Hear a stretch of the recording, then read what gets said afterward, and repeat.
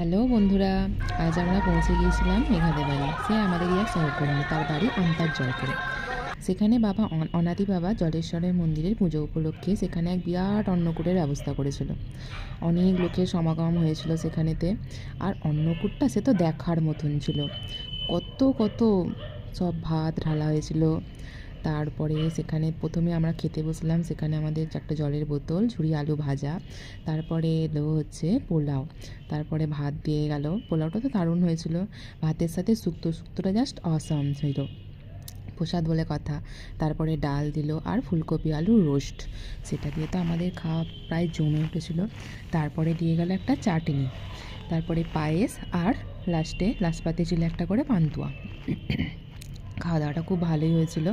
পায়েসটা তো মনে হচ্ছিলো আরও একবার নিই, কারণ খুবই ভালো খেতে হয়েছিল। যেহেতু প্রসাদ ছিল তাই একবার করেই দিয়ে গেছিলো।